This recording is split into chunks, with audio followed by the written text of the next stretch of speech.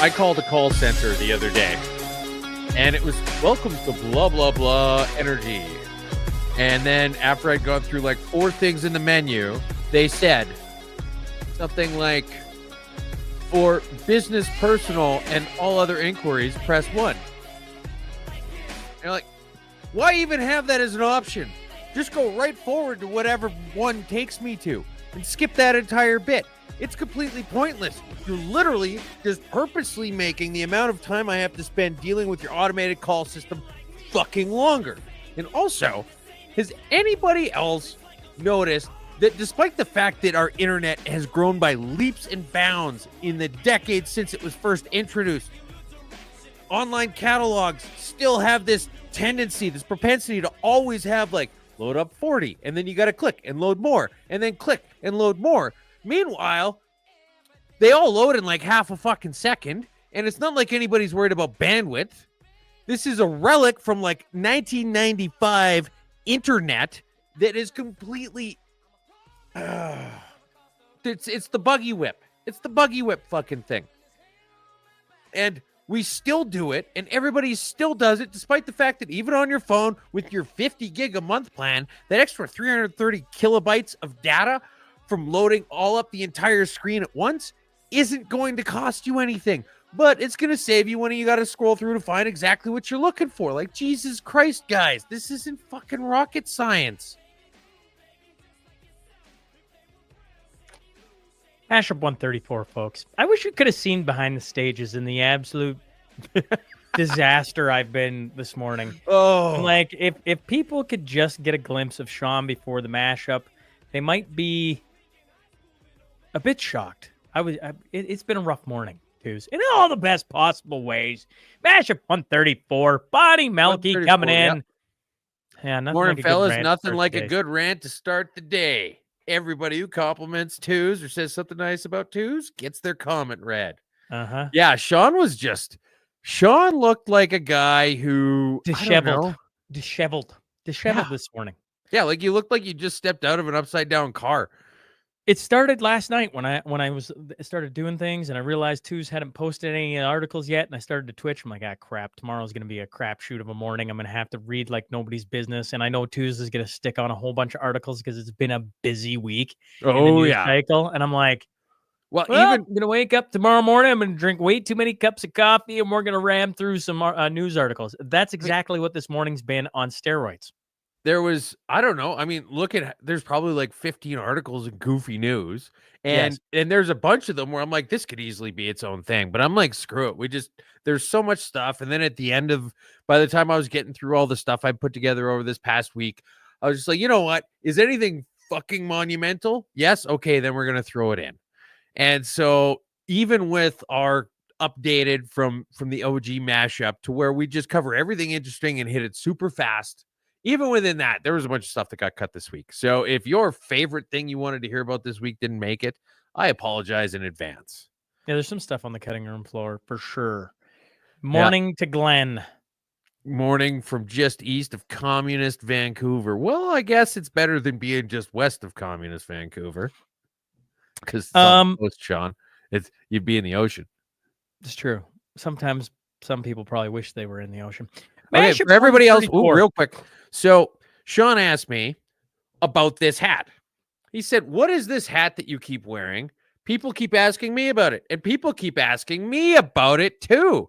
So if you're the kind of person who makes this hat and sends it to people with podcasts, why don't you get an online store and get it set up already so that we can tell people about this hat, because everybody wants to frickin' buy one. Who's on the hat, Twos, for people listening? Ralph Klein. Yeah.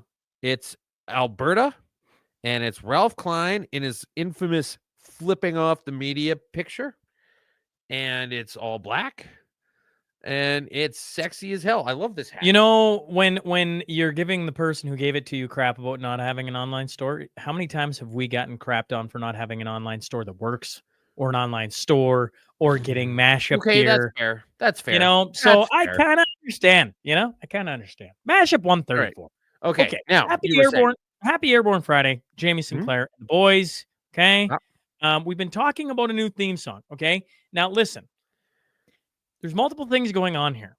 One is I've had some suggestions. I've had some people reach out, and what we'd like to do, I think, Twos, and I'm kind, part of the thing with me and Twos right now is we get on with each other about 2 hours to 4 hours a week is what we chat. You think that's a lot, but when you do this show, actually, That's included in that time. that's right. So part of what I'm going to do right now is I'm throwing things at Twos, and I'm making sure he understands where we're at.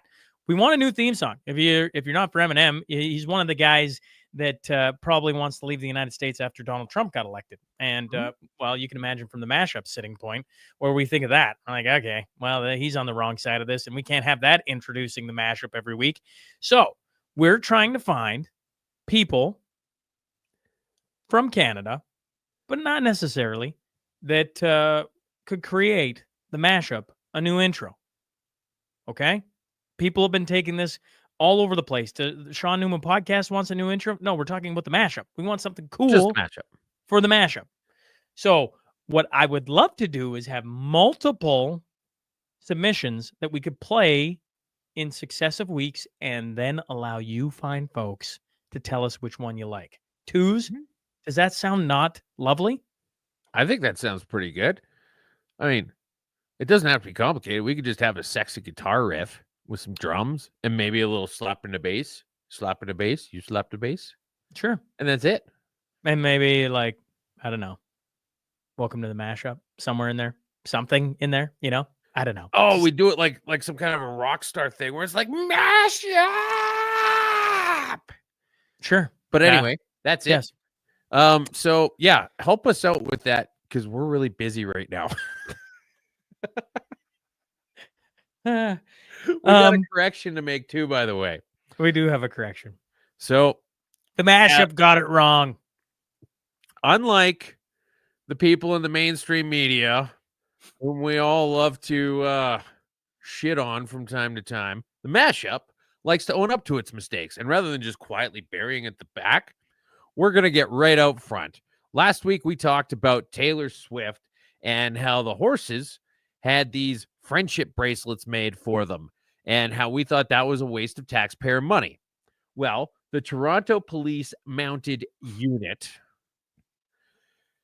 our horses' friendship bracelets were handmade with one of our officers' own personal art supply and his genius creativity at his home. Our way of showing a little bit of Taylor Swift spirit for this major city event and connecting with some young fans. So that was not a waste of taxpayer money. It was a waste of the time of somebody who works for the taxpayer, which if it's their time, they can do with it what they want. Yes. Yes. All right. So there's your correction of the week. Before we get to the Coot 6.5 and bringing up those stories, I just wanted to bring back up value for value. I've had a bunch of people texting me on this about possibly doing where you have producers of the show, associate producers of the show, a bunch of people sending me content on where value for value has been working for other podcasters, that type of thing. We want to continue to talk about this idea here as we close in on the end of 2024 into 2025, because I think it's an idea that we should really wrestle with, not only us two here, but all you fine folks who tune in each week. I think it could be a lot of fun, but I'm open to being persuaded any new way. I don't want to make any rash decisions, but value for value has been suggested by multiple of our listeners, multiple of our community, and I would love to just get more thoughts on it and do a little digging on that as well. So we got new theme music that we want to try and do starting in 2025 is kind of, let's act like we can get something done here over the next month and change this value for value idea. And of course, then the correction. If you like what we do, make sure to share, like, subscribe, all those good things. If you're watching on X, give it a retweet, folks. Come on, share. And if you're watching somewhere other than YouTube, go on YouTube and subscribe so that we have better subscription numbers on YouTube. Even if you don't watch it there, just go to YouTube and subscribe. Okay. And then come back to wherever you watch it from. Okay, what we started last week was the Coots 6.5. Obviously, they got sentenced, and what we were wanting to do was bring up the fact that, I don't know, there's people in Canada doing stupid things and seeing what happens 10 to them. Okay. So Christopher Carbert, Anthony Olek, the two Coots boys who got 6.5 years. Well, here's a countrywide arrest warrant has been issued for 25-year-old Ontario man accused of driving a semi-truck through a stop sign before a crash that killed a Manitoba mother and daughter. That's the mom was 35 years old, man. Pretty sad freaking story. There he is. That's the guy there. And then Okay, this is so he went to the hospital after the incident. He went to the hospital, got treated for injuries, left, and now there's so they released him, and now he decided to just not go back. And now there's a Canada-wide warrant out for him. That's okay. That's that story. So that's this guy. You can, if you're looking at it, that's the guy who's a countrywide warrant for him. The second one is this man. An Edmonton man was sentenced to 14 years in prison after he sexually assaulted young girls in the capital region last August. Imesh Ratnayaki pleaded guilty to 11 charges, including sexual interference and child luring. He had lured girls between the ages of 11 and 13 on Snapchat. At one point, police were looking to speak about 100 children believed to have been lured in Edmonton and Morinville. He pleaded guilty to 11 of 37 charges and was sentenced to 14 years in prison. He'd already served 1,000 days too. So there's two people here in Canada. So he got a deal where out of the 37 charges, if he pled guilty to 11 of them, he got 14 years. We're basically giving bulk discounts to fucking pedophiles. Yes. And meanwhile, Coots is locked up for 6.5 years. Leaks in lab leaked. Leaks in lab leaked. I can read today. A team of scientists, including one in Saskatoon, say they have strong evidence that the COVID-19 virus jumped from infected animals to humans rather than originating from a laboratory leak. The analysis of hundreds of genetic samples provides strong but circumstantial evidence that the pandemic's origin is connected to wildlife trade in the Hunan seafood wholesale market, said Angie Rasmussen, a study co-author and virologist at the University of Saskatchewan Vaccine and Infectious Disease Organization. Also, in the second part of this is a federal court judge has tossed a lawsuit filed by 330 current and former Canadian Armed Forces members, each seeking more than $1.3 million in damages for having their charter rights allegedly violated by a 2021 COVID-19 vaccine mandate directive from superiors. They'll now collectively have to pay $5,040 to Canada in court costs. That's fucking bullshit. Absolute fucking bullshit. And I don't think, like, how do you have a legal standpoint for any of this? Where does any of this stuff make sense? It doesn't at all. And then this lab leak thing, if you actually go in and read it in it basically builds off of a bunch of samples collected by China, who was completely no vested interest in saying that their Institute of Virology released it. Like, you may as well just the story literally said in there it was unbiased. I'm like, oh. Yeah. Well, and it's funny, like, it talks about the lab leak theory, and it doesn't talk about how they literally, as recently as last week, were besmirching Robert F. Kennedy Jr. for talking about this crazy conspiracy theory. It says the theory that the pandemic started after a lab leak began circulating in the early days of the pandemic. It doesn't talk about, like, the logic associated with it. How you have, like, the Wuhan Institute of Coronavirus lab study next to this market that it supposedly came from. And if you had to pick which one was more likely for it to come from, you'd probably pick the Coronavirus Institute, right? But it said that as data became more gradually available, top virologists argued the evidence was strongly pointing to the possibility of transmission from animals. And then it goes to Timothy Caulfield, who, if you're listening, you're a fucking idiot. Professor at U of A, expert in health and science misinformation, said that many people promoting the idea of a lab leak are trying to create a broader distrust in science institutions. If you don't believe the lab leak theory, you're the enemy, he said. It's really viewed as a truism that it has been definitively established that the lab leak is the source, and if you believe otherwise, you're just simply wrong. Well, do you think maybe it had to do with the fact that anybody's saying, well, wait a second here, And that was enough for you to get kicked off of every social media platform 4 years ago. If you say, well, hold on a second, I'm not sure if, nope, gone. Okay, but have we thought about the fact that, nope, gone. This is the most gaslighting fucking 1984 rewriting history shit you could imagine. Oh, it blows my mind. I don't know what the opposite of co-vindication is, but that story and those stories were it. Yeah, I was trying to think. I was like, actually, that would have been a great headline. Is what's the opposite of co-vindication? Yes, exactly what was written there. Doge Canada. I'm just gonna bring up one of the tweets. I think right here is Table Salt says it's time for everyone's favorite game. Stupid shit my Canadian taxpayers pay for, and you can see here. There it is, 12.2 million. For what? So for burden Jordan of can child care reduced for women in Jordan. correct. Okay. There you go. Chris Sims had a good one where she's like, well, what should we call the acronym? And so, she said BEAR, Bureaucratic Efficiency Action Regiment. Somebody said Beaver, Bureau for Efficiency, Accountability, Vigilance for Economic Reform. Moose, Ministry of Operational Optimization and Strategic Efficiency. I had suggested Government Office of Payment Halting Everywhere Reasonable. And I spelled halting wrong. Yeah. I don't know. There's lots to be done with this. We're going to see what Musk and obviously let's talk about Musk. Muskonomics.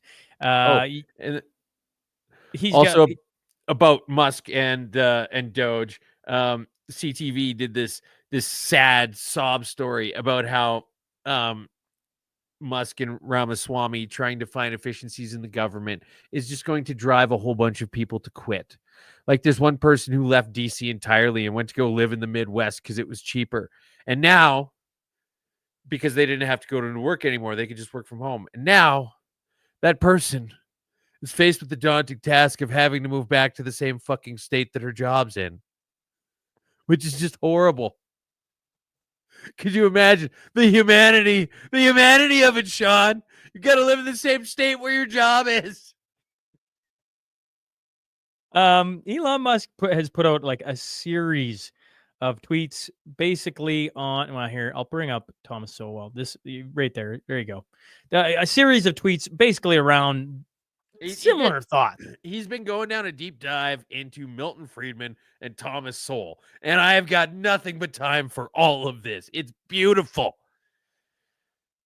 Yeah, and if you're listening, it says you'll never understand bureaucracies until you understand that for bureaucrats, procedure is everything and outcomes are nothing. I mean, that's basically the theme of what he's been tweeting out. Yeah.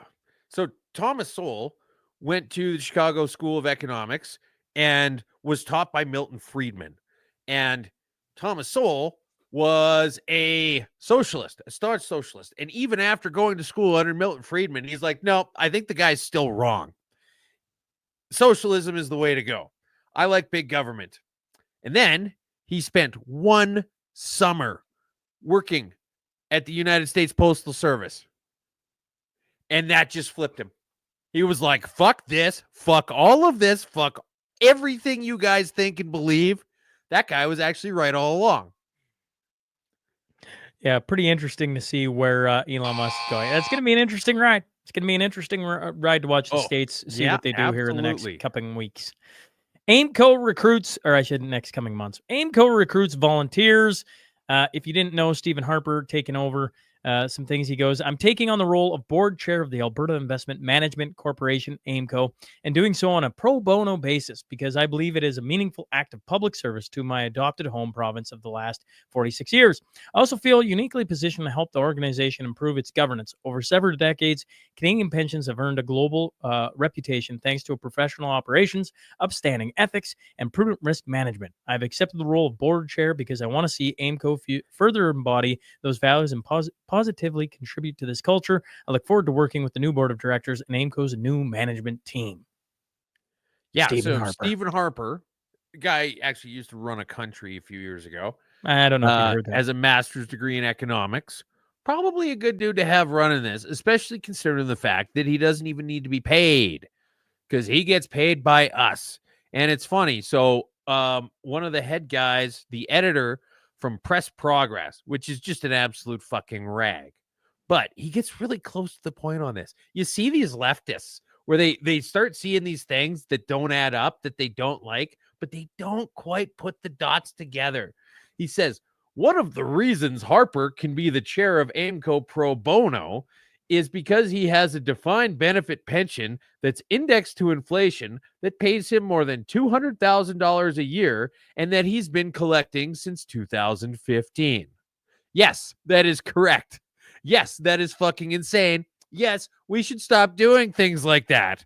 Welcome to the party, Duncan Kinney.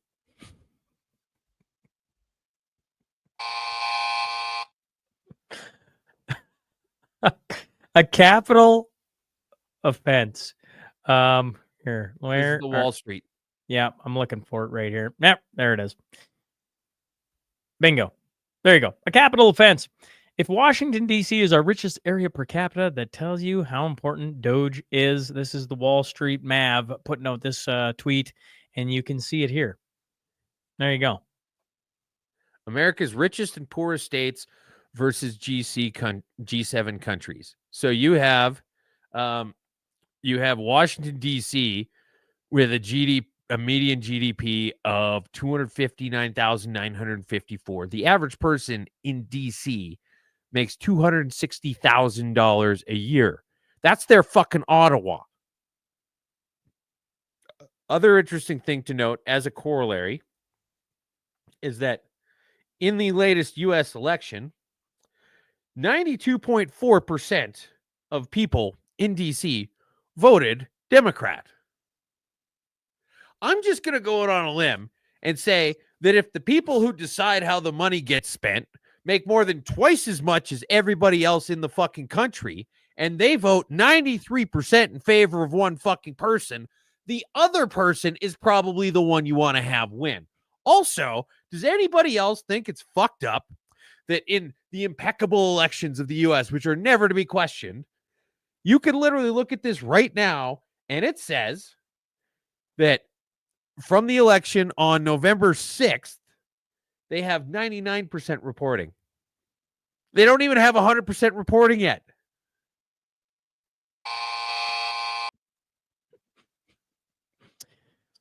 By the way, in that same study, it showed that Mississippi, what was it? I think it was Mississippi and Louisiana are the two poorest states, and falling right in between them is Canada.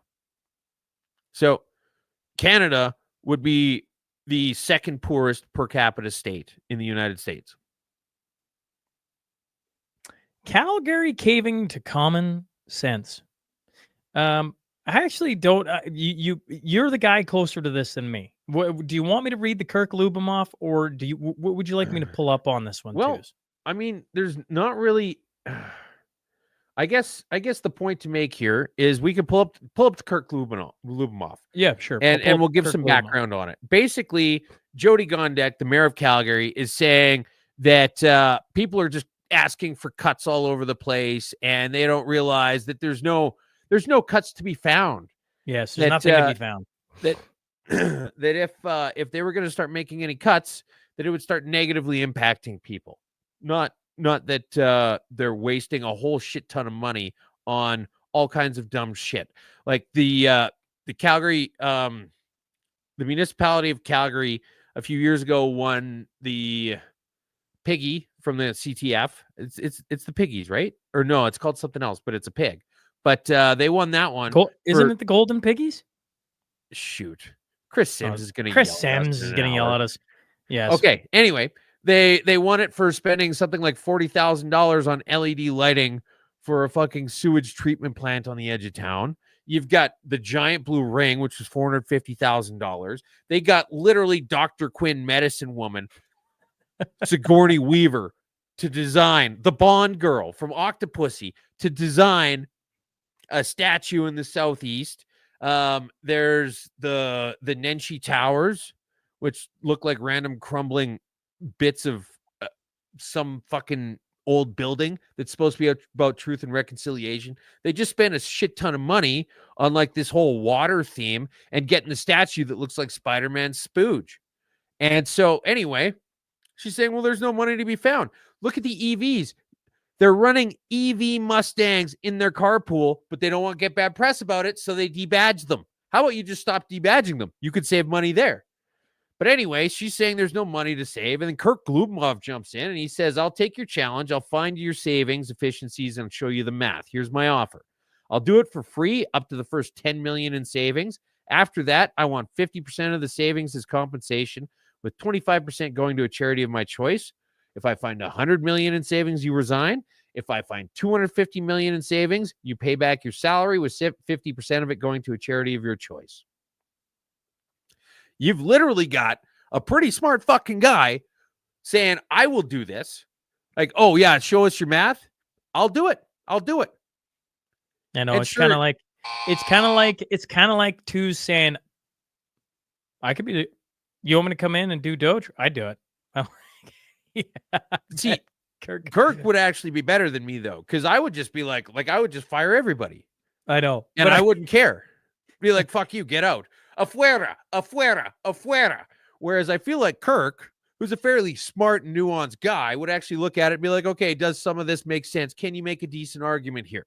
Like, what about crazy idea if we're going to spend tens of thousands of dollars repainting an old bridge and then check to make sure it doesn't need to be torn down a month later? What if we did those in the opposite order? What if we just checked to make sure that the bridge didn't need to be torn down before we spent tens of thousands of dollars? What you're pointing out is that Jody Gondak is ridiculous. I think every Calgarian knows that. I think pretty much every Albertan at this point knows that. And the fact she says there's nowhere to save money is, like that's it kind of reminds me of when Danielle Smith was on the show and she's like, 80%. Where do you want me to find any cuts, Sean, in the government? And you're like, you can't find anywhere. You can't find one. That's odd to me. I think that's odd, but maybe I'm wrong. And I think what you're pointing out on the city level of Calgary, that's about the most ridiculous thing for a mayor to say after you've just rambled on about all the things we've talked about in the last year. Does anybody think it was weird that with the giant division of Calgary, which is the water services, the people go around fixing all the water and stuff, they third-partied out the entire reconstruction of that giant water main coming out of Bears Paw. There wasn't a single city employee working on that. So is it A, cost and efficiency because they had to third-party it, or is it B, that the people whose job it is were not going to be capable of doing it in a timely and efficient manner, and they had to third-party it? Pick which way you want to cut it, but the point is that they've got a bunch of people that aren't able to do the job. Are you going to read it? No, I don't read these headlines. You read these headlines. The year is 2025. We huddled together in ruinous landscape of what was once Canada. The fish are dead. The birds are extinct. Hope has been extinguished, and yet the postal strike continues. This headline is so long, folks. I actually thought it was someone's comment, and so I'm waiting for Tues to read the comment. Nope. It's a story on the postal strike here in Canada. Here's two different articles. Okay, one says CBC, as Canada Post labor disputes approach in its second week, Canadian and foreign nationals are saying the mail stoppage and disrupting their lives is alarming in alarming ways. Chinese national Wang Zhu said it might cost him his job. He landed in Toronto 3 weeks ago to renew his U.S. work visa. He told CBC News he's been stuck in the city ever since, waiting for his passport to be returned to him through the Canada Post. And then it was the National Post saying, has anyone noticed this post? Yeah. Here's the literal headline from Canada Post, or from National Post. Canada Post went on strike and no one cared. You literally have, you've got, the government employees are going to bat for the other government employees? Correct. That's so weird. With a Chinese national who's gay. Yes, I mean, like, you could not, I'm like, that is That is a CBC right there. In a nutshell. Oh, But my here's the other goodness. thing I want to point out is that you have this going on at the same time. This is Harley Finkelstein, not von Yes. Finkelstein. Not Von Finkelstein, not to be Harley confused here. Finkelstein. This is the president of Shopify. If there was ever a time for the government to take action, it's now. Canada Post going on strike 2 weeks before Black Friday devastates small businesses. As the leading Canadian carrier, this has massive consequences. Small businesses will unfairly bear the brunt. If small businesses are the backbone of our economy, the Canadian government needs to show them they have one and force this to end now. He doesn't call on the union to say stop being fucking idiots. He says the Canadian government needs to end this strike. Okay. Now, as president of Shopify, the majority of his clients use Canada Post. Canada Post, whose market share has dipped from 62% to 29% in the last 2 or 3 years. And he's talking about how important it is that they get back to work, because this is affecting his bottom line, because we basically subsidize the cost of shipping as taxpayers. We give Canada Post far more fucking money than it deserves. We cover their fucking defined benefit pensions. And because of that, they're able to charge more than what they should, but less than what they need. And if they actually charged what they need, Shopify would take a huge brunt, because fewer people would be able to ship effectively, which is the gist of their entire business. It's basically like a Canadian Etsy, right? And so this is a guy going to bat, not because he believes in it, not because he thinks it's a good argument, but because this is affecting his bottom line. And it needs to be treated as such.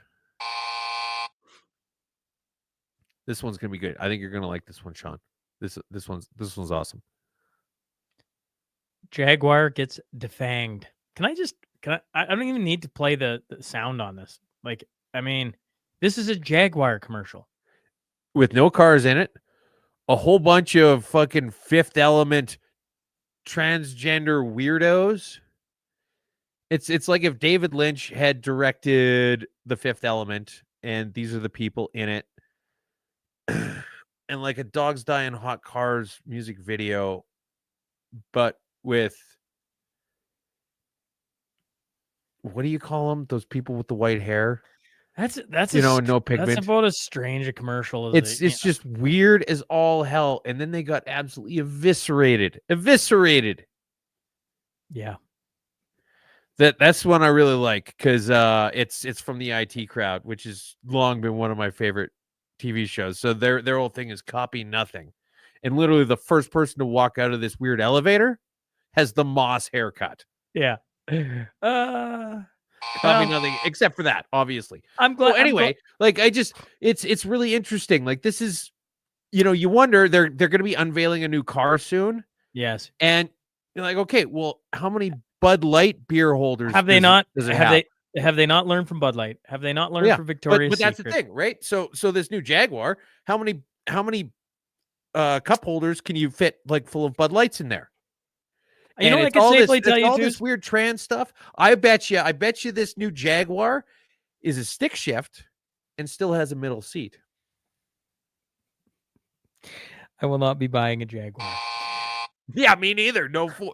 Yeah, this is, you know what? I'm so mad about this that I am going to boycott Jaguar. I need about $250. Prime Minister Justin Trudeau announced Thursday a suite of new measures meant to alleviate some of the affordability pressures people have been experiencing in the post-COVID era, including a 2-month GST holiday on some goods and services. The Liberal government will also send $250 checks to the 18.7 million people in Canada who worked in 2023 and earned $150,000 or less. Those checks, which the government is calling the Working Canadians Rebate, will arrive sometime in early spring 2024. 25. You might also call them the working Canadians bribe, but that's Okay, just using language. How bad is this fucking country that they need to send out rebates to everybody making less than $150,000 a year?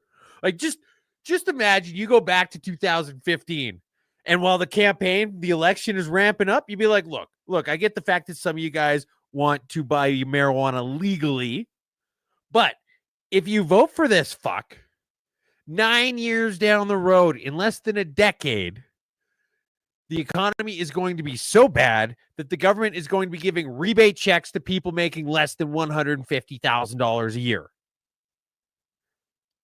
Like, they'd be like, you're fucking insane.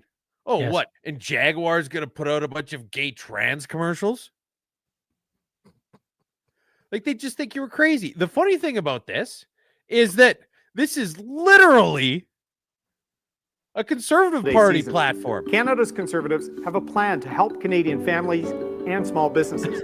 We will implement a month-long GST holiday this December. That's Aaron O'Toole, and he fucking sucked.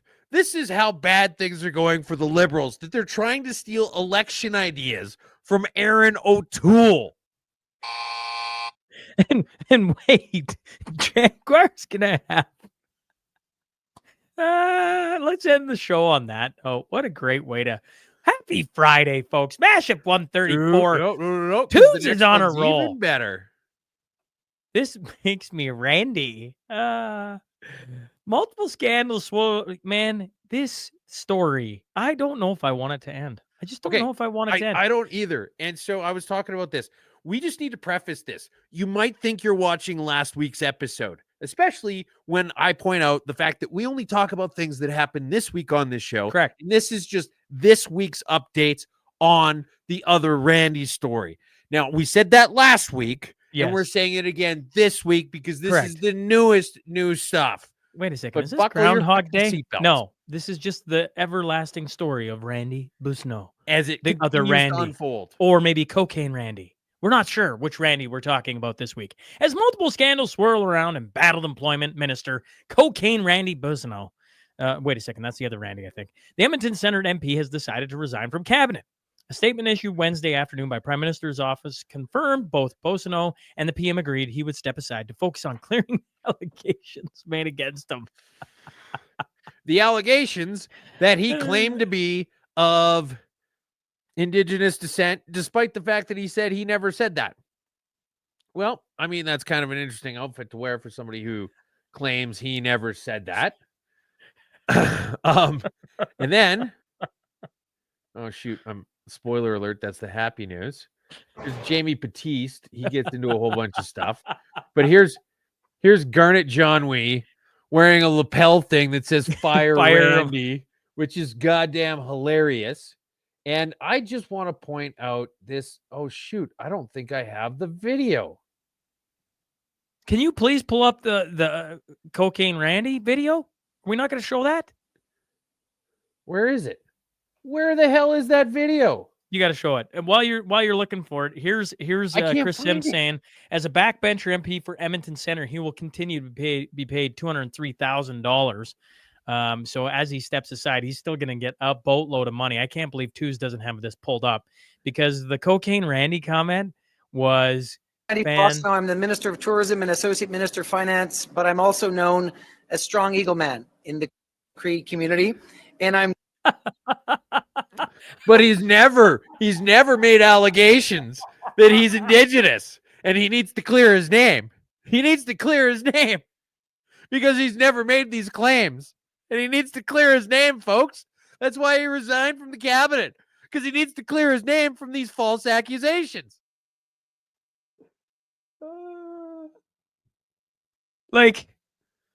Randy, don't disappear on us. Please keep saying absurd things so me and Twos can have some humor every week.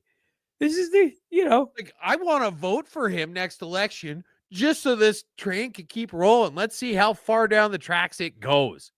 It just keeps coming and coming and coming. Here's the thing. The Liberals, who love to grandstand about how much they care about truth and reconciliation, And then they ignore it for 3 years and 10 months. And in the 60 days leading up to an election, they suddenly start caring again. Well, they need to decide whether they give a shit about truth and reconciliation or not. Because there's not a lot of truth going on right now. There's not a fuck ton of reconciliation either. I don't know. I could probably talk about the other Randy for the full hour. And the RCMP are opening an investigation into him and his business. The outstanding court costs have now gone up to $8 million. And also there's a second cocaine bust associated with him because he shared a mailbox with somebody who got busted for like 200 and some kilos of cocaine, although he claims to have never met this person. Have you ever shared a mailbox with somebody you never met before, Sean? Because I feel like that's a bit of a stretch. This is all just in the past week. Just in the past week, this is what's happened with Randy. I don't know. This is so sad, but it's so funny. I assume somebody else out there watching this is laughing at this, right? Like, this is funny, right? Or has Canada just got to such a state that all you could do is laugh? Because, I mean, this is absolute absurdity. He keeps saying things, and you're like, do you hear yourself? He doesn't know the internet's forever. And Kevin, fucking beauty comment. Because now that he's making $203,000 a year, Kevin says, I feel bad that Chief Eagle Man won't get his $250 from Trudeau. Fucking beauty. We should pin that. Okay. Yeah. We should probably move on. I feel like we should probably move on. Man. But what about the important things that CBC does for us? CBC, one aspect of Trump's second presidency that's gotten less attention so far is what it means for the CBC and the Conservative Party of Canada's repeated promise to defund it. But make no mistake, if the CBC is eliminated, our national sovereignty won't be far behind. Okay, but what's the downside? All right, this is Max Fawcett, who man. I have said on the record more than once is an absolute fucking putz. I love how at the end of it, there's such dishonesty in Canadian media, believe it or not, which is why people wanted to fund it. And so this guy who used to work for CBC, I think still maybe does some freelance shit for him, says, I understand why conservatives like Pierre Poilievre and the guy's like 5'1", various proxies want to defund the CBC. If they can marginalize its influence or eliminate it entirely, it clears the field for media outlets like True North, Rebel Media, and other openly and flagrantly partisan organizations to shape our shared beliefs, which are increasingly being debated and discussed on social media platforms that have no regard for things like accuracy or the truth. If the CBC loses, they win.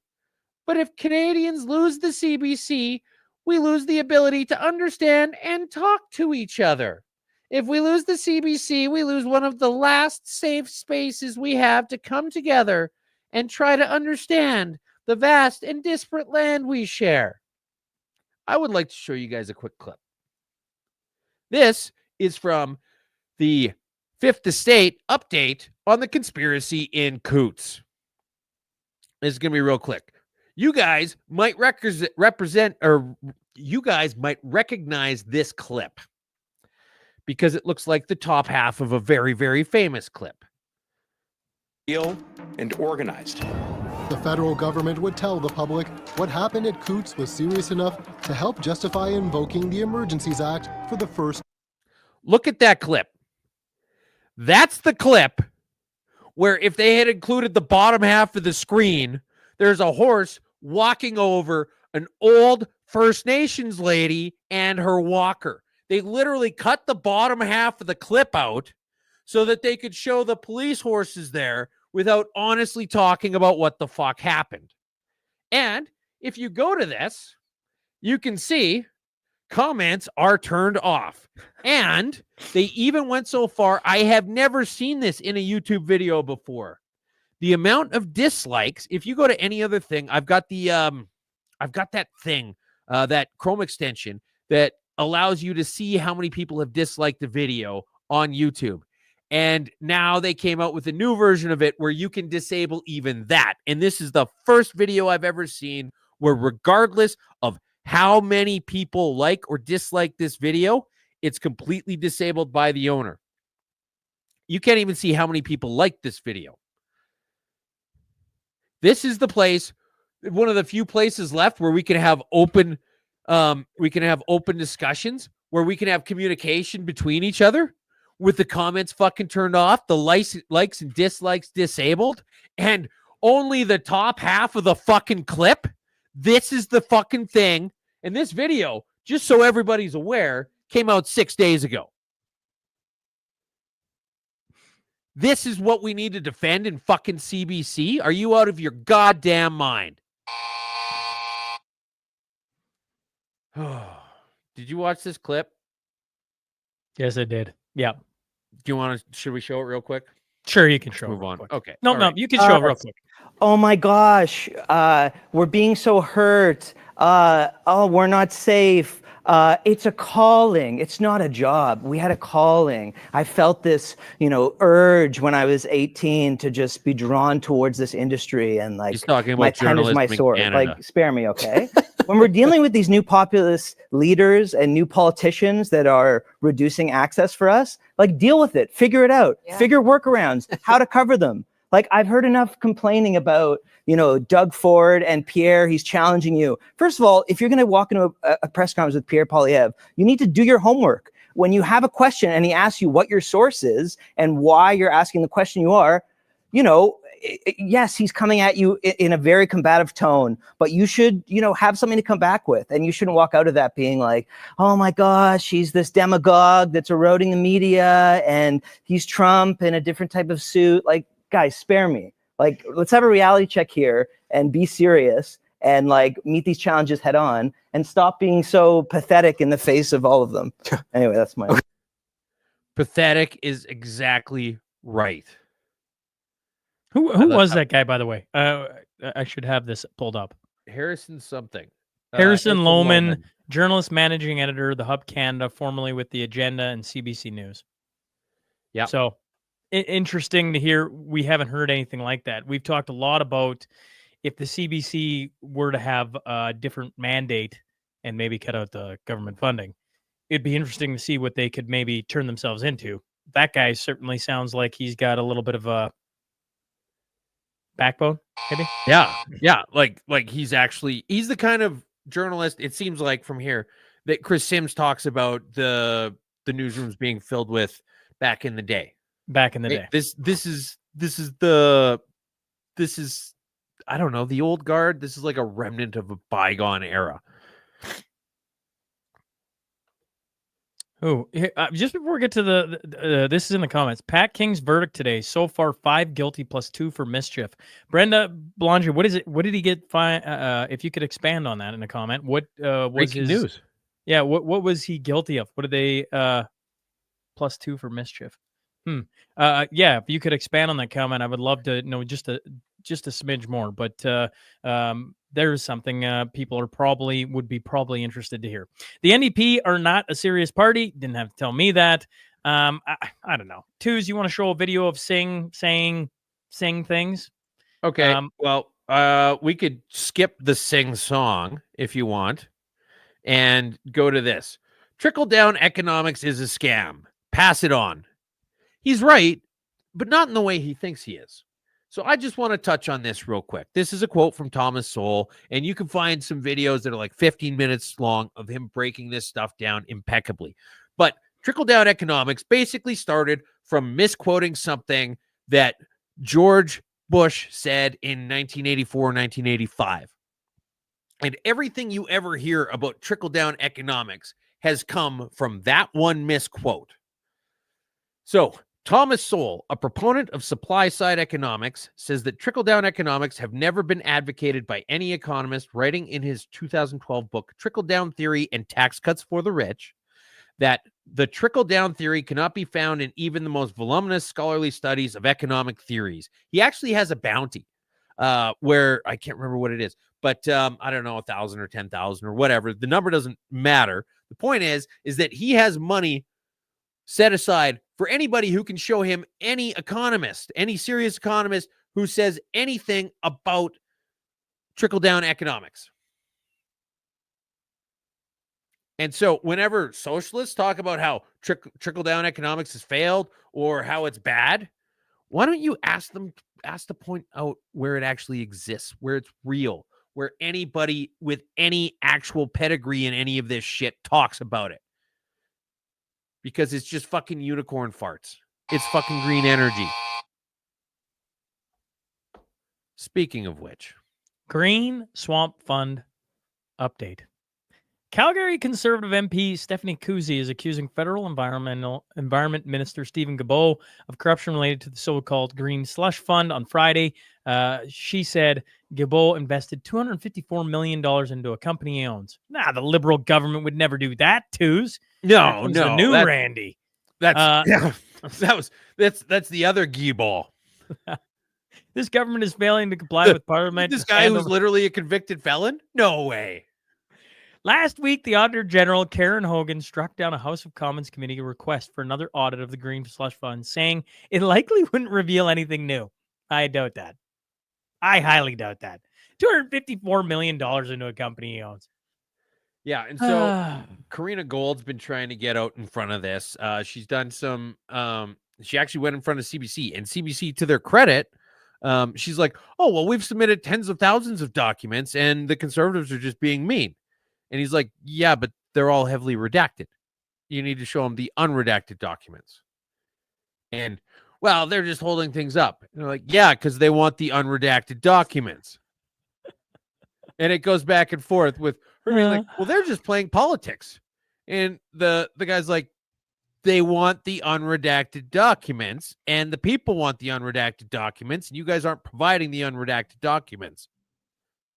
So regardless of how many pages you hand over, if everything's more blacked out than Justin Trudeau's face, it doesn't fucking matter, right?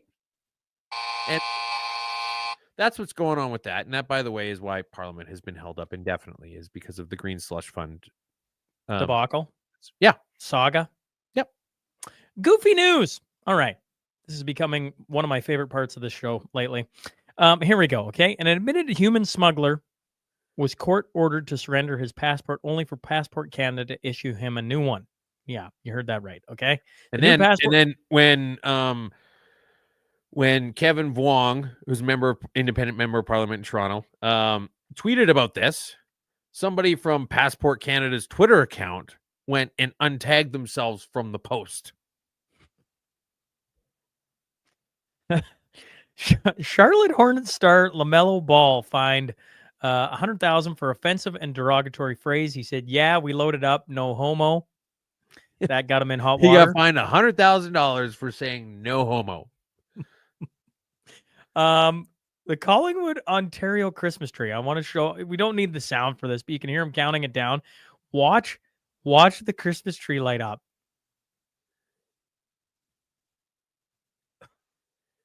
That is the shittiest Christmas. Pause it. That is the shittiest Christmas tree I have ever seen. It's literally just a bad net of lights, and that's it. Yeah. No star, no angel, no nothing.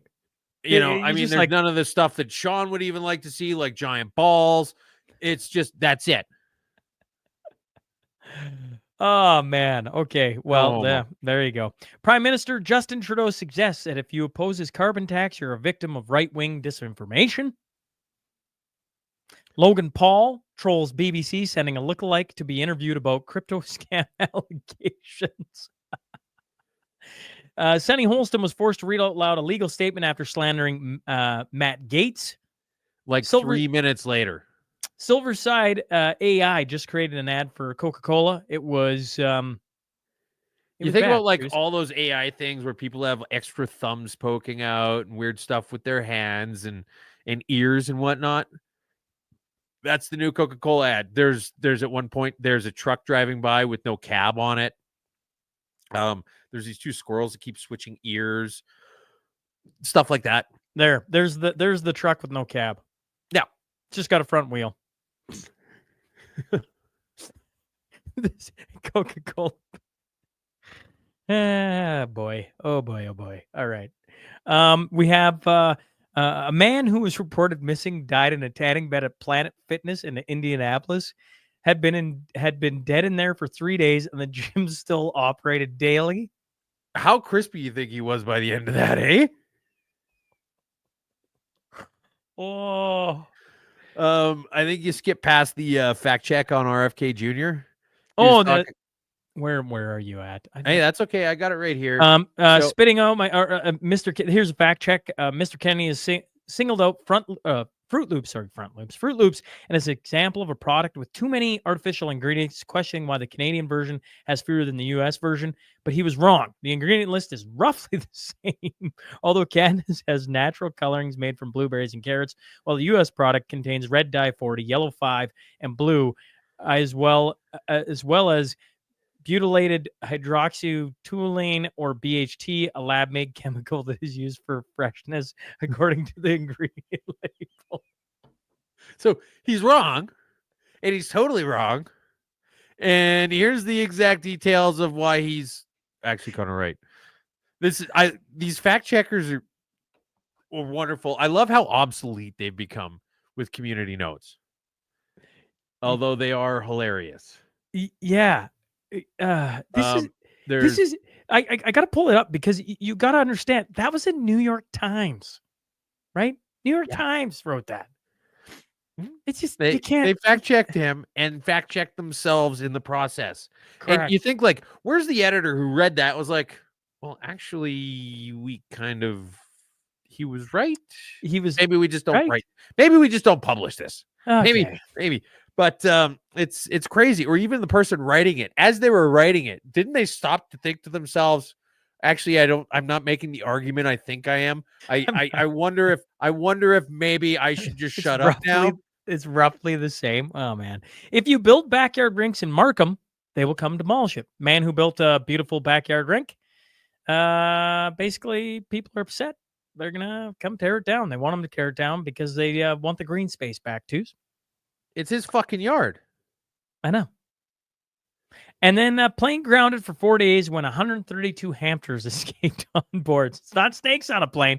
Get the snakes on the plane. We'll get the hamsters figured out. That's what I was gonna say. Like, you want to solve all these hamsters on the plane? You get Samuel L. Jackson. That problem takes care of itself real. Had it with these hamsters.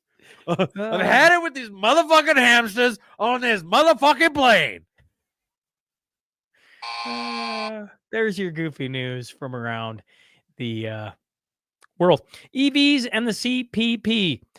Ford is to cut 800 jobs in Britain and 4,000 roles across Europe over the next 3 years as part of a plan to cut production of electric car sales as a stall and competition from China steps up.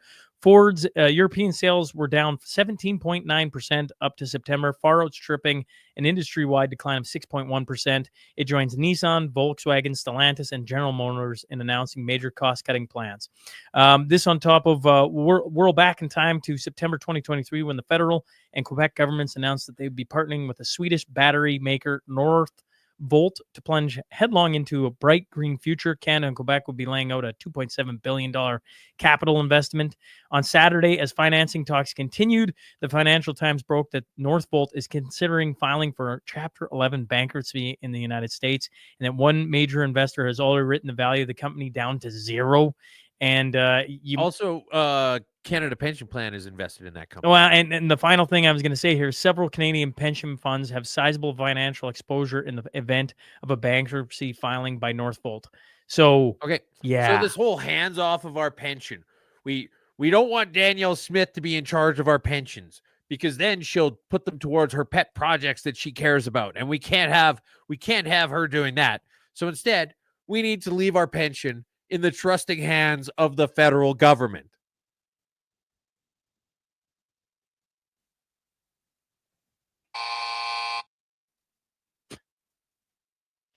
There's a new cartel in town. DC, sit down wherever you're listening to this. You're going to get a break for a week, make okay? Way for the PC. Make way for the potato cartel. The heat has been turned up on two Canadian frozen potato giants who have been named in separate price-fixing lawsuits south of the border. McCain Foods and Cavendish Farms are among those accused of being a part of a potato cartel, conspiring with other large processors by sharing pricing data in an effort to raise the price of frozen potatoes in the U.S. The consumer case brought by plaintiff Alexander Govier, who is identified as a buyer of retail frozen potato products, alleges the major processing companies have a direct line of communication to each other and regularly share pricing data and other sensitive information. Quoted, the potato cartel moves prices skyward in lockstep, harming all purchasers of potatoes in the process, the court filing states. Yeah. Oh, wow. They keep this up, we're going to have a great potato famine all over again. This is awesome. Like, this is why you need open business. See, when people, this whole trickle-down economics theory, as people say, well, if you give tax breaks to businesses, then the big businesses are just going to keep the profits. But the whole argument is if you give tax breaks to businesses, it removes the hurdles that stop new entrants from emerging, which makes things more competitive. It's not, oh, well, if we give Walmart a tax break, they're going to pass down the savings to the people working at the checkout till. It's if we get rid of the taxes in this industry, then new people are going to be able to open up new stores, hire more people, and have more options for consumers, which is going to drive down the prices in the industry. And so, yeah, I know that people with cartels of, whatever it is, potatoes or anything else, dairy, for example, don't like hearing it, but cartels are actually really bad for the consumer. Oh, and also McCain, that Bill Morneau, the former Liberal Minister of Finance, he married one of the McCains, so everything's as incestuous as you would expect in Liberal Laurentian bullshit Canada. Freedom in Parliament. After 2 years of Pierre Poilievre as their leader, many Conservative MPs say they are much less free now than they were before his arrival. The man who promised during his leadership to run to make Canada the freest country in the world maintains tight control over the actions of his caucus members. Since Pierre became leader, you can feel the difference, said a source in the Conservative leader's entourage. MPs don't get too comfortable. They're careful. Okay. They're right, but they're totally fucking wrong. They've got this detail correct, but they're completely grasping the implications of it and how it fits into the sphere of things. So, yeah, absolutely. The Conservatives aren't allowed to say and do what they want. There's a party whip, Blake Richards, whose job during the last election was to make sure that every single of the 338 people who ran for the Conservative Party in Canada supported a carbon tax. That's still on the internet. Aaron O'Toole's carbon tax, you can still find articles on it. All right? It's still there. It didn't go away. Pierre Poilievre, he was pretty quiet during the last election because obviously he didn't support it, but he didn't go against it because he wasn't allowed to speak his fucking mind. Because O'Toole specifically said that anybody who doesn't support the carbon tax is getting the fuck out of the party. And so every single Western Canadian member of Parliament right now ran on a fucking carbon tax. And so, yeah, they aren't allowed to say what they think. They aren't allowed to say what they believe. You've had how many issues with the NDP and the Green Party blowing up over who's allowed to say what about Israel over the past couple of years? And also, how many times have you seen an article talking about Justin Trudeau's wavering popularity and the people who want to see him out of the party, but they won't speak openly for fear of recrimination? It always says that in the article. It's either experts say some random fucking thing, or this person spoke to us on a condition of anonymity because they fear reprisals for their career. You hear that all the time in the Liberal circles. Do you honestly think that every single fucking Liberal member of Parliament is going to stand unequivocally behind Strong Eagle Randy? Fuck no. It's that they're not allowed to say anything. Do you think they think fucksticks Trudeau with his fucking going down to Brazil and saying that the carbon tax is more important than groceries and rent? Do you think there isn't a single one of them who's like, hey, wait a sec. Like, I get the fact that we're idiots, but are we that fucking dumb? No. They go along with what they have to say. And so, yes, Is this article saying that the conservatives aren't allowed to speak their mind true? Abso-fucking-lutely. But you need to take into account that it's true for every single fucking party in this country. Strong Eagle Randy. That's what I took out of that entire rant. I liked how you put that in there. The flip side of job growth. Alberta continues to set the pace for job creation in Canada, solidifying its position as the country's economic engine. The province led the way in job growth between September and October here in this year, 2024, accounting for over 91% of the country's net job growth, according to the latest labor force data. Canada's most populous province, Ontario, lost 10,900 jobs in comparison. While Ontario's employment fell, its population also rose by 39,000 people over the same period. The entire country saw its working age population rise by 85,000 people. Therefore, while the country saw an increase of 14,000 jobs, it saw 70,700 more people, working age individuals, enter the job market. That's population grew at 587%. Yeah, so we're bringing in all these people to support our economy, but there's nowhere for them to work. Is basically what that last little bit says, but the start of it. 90% of all new jobs are in Alberta. Okay? So you have that article coming out, while at the same time, you have CTV complaining about the fact that the minimum wage has not moved since 2018 in Alberta. Like, put two and two together here. The country with the most stagnant minimum wage laws. We were talking about this a few weeks ago.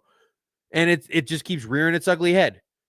Like, oh, the minimum wage doesn't move in Alberta, but all the jobs are being created in Alberta? Pick one. Do you want a high minimum wage that nobody gets because nobody has a fucking job? Or do you want a low minimum wage where people can get in, build up skills, and move up the pay ladder from there? None of these guys are just this close to putting things together. These articles are 4 days apart, Sean.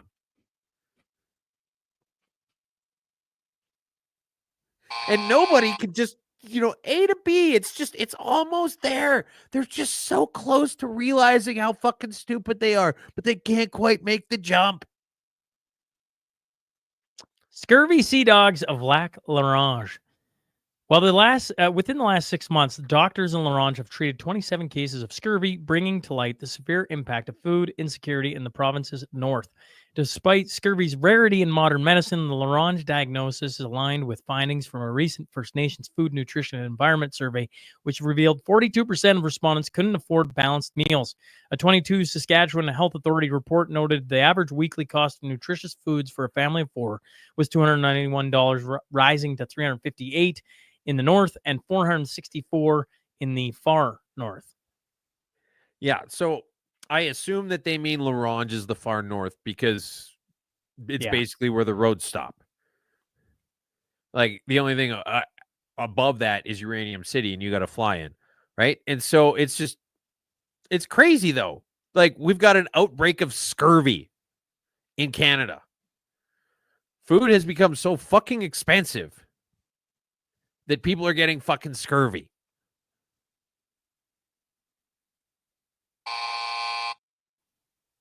I don't know. That should probably go on a shirt.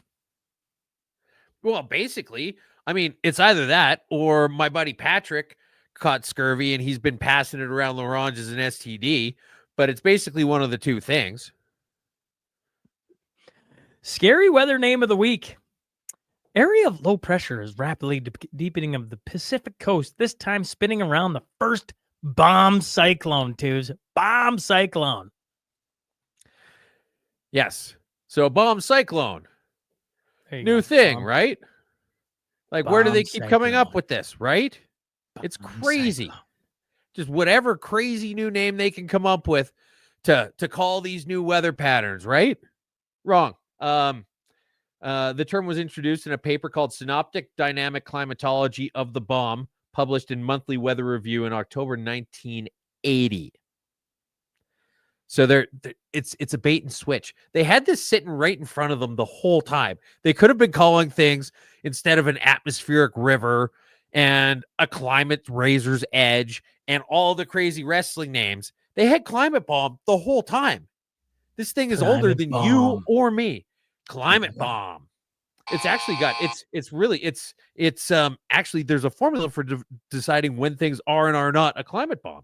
You need 24 sine of phi divided by sine 60 megabar reduction in pressure throughout 24 hours, where phi is the latitude of the storm, and that adjustment accounts for the change in in latitude, because the changes in latitude affect the storm differently. This is all laid out. They could have been doing this the whole fucking time. They can't do math, Tiz. No. And you know what? I'm pretty sure none of them even realize that this has been around since 1980. They're just like, oh, sexy new name. Let's go for it. Fuck. Am I the only person who reads? UK, more like UK. Well, I don't know. I'm just going to pull up this headline. There you go. The Observer: farmers have hoarded land for too long. Inheritance tax will bring new life to rural Britain. That was Will Hutton. Yes. And then this has gotten so bad that you've got Jeremy, what's his face? Jeremy Clarkson is showing up, doing speeches at these rallies, talking to BBC, calling them out on their shit. And this is the best one I saw, though. We're not going to play the whole clip, although these clips of Jeremy Clarkson are fucking awesome. Yes, they are. But here it is. What is your message to this government? Please back down. And get the money from where? See, that's the whole argument that BBC is trying to put forth is that where are they going to fund healthcare if they can't take all of this money from the farmers? And in it, he's saying, well, this is going to affect like 96% of the farmers. And she says, well, where did you get this number from? And he said, who here is not going to be affected by this? And nobody puts up their hands. He's like, there you go. And so anyway, and get the money from where, she says. He says, see that building over there? If you don't understand what somebody's job is, fire them. This is Doge England now. Doge is spreading everywhere. Afuera.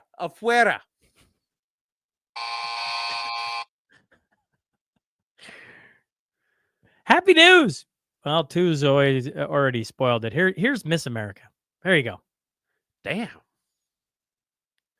There you go. All right. Miss America, we have a woman. Yep. And this I want to point out was, see, this is the thing. There's no crazy surprises. If you look at the swimsuit photo, there's no weird bulge. Yeah, she doesn't have a middle tooth like the one we talked about last year. It's just crazy. Nature is healing. Ever since Trump got reelected, now we go back to Miss America pageants having actual fucking women in them. And this is a tweet from Elon Musk. Breaking. Internet stunned after an attractive biological female human of healthy weight wins Miss Universe pageant. Nature is healing, folks. It's sad to, I mean, just. It's funny because it's true. Yes.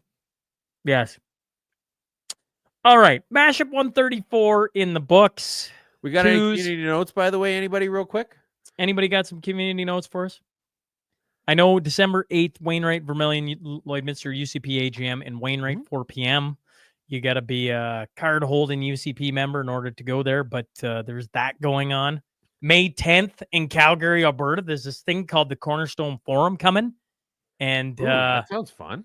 Yeah, well, should I play the video too? Maybe I should just play the video. I think you probably should play the video. I tell you what, we'll play the video. Flipping the script today. I'm going all the way. It's about time.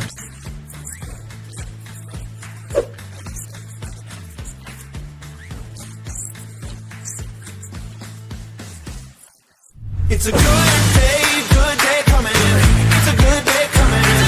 Good day, sweet like honey. It's a good day coming.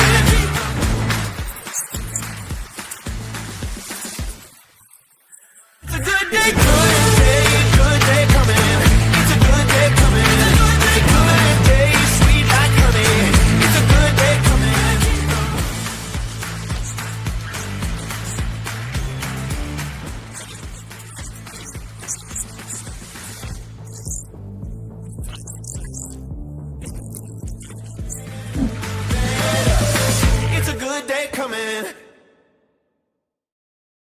There you go. Cornerstone Yeah. Forum returns May 10th. May 10th. And one more to add on to it. Erskine Curling Club, September 5th to 9th. They've got the men's what is it? It's the Alberta Boston Pizza Cup. So just outside of Stettler, big deal. Big deal. It is. And especially for a small town like Erskine. It's going to be great. All right. Well, Mashup 134 in the books. Folks, thanks for hopping along. And if you like us, you like what we're doing, please share, like, subscribe, leave us a review, retweet this sucker, all the things. Do it up. Twos, folks, till next week. We'll see you. Thanks, guys.